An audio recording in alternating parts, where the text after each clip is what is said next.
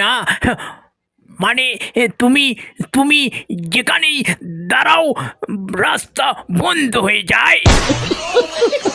ঈদের পরে আমার ওজন কি বেড়েছে? না, একদমই না। সত্যি? হ্যাঁ, শুধু ওজন মাপার মেশিনটাই তোমাকে দেখে ভয়ে কাঁপছে। বিয়ের পর থেকে আমার ওজন অনেক বেড়ে গেছে। এখন আমাকে দেখতে কেমন লাগে? তোমাকে দেখতে অনেকটা আইফেল টাওয়ারের মতো লাগে। ও মা! তার মানে আমি কি খুব লম্বা আর সুন্দর?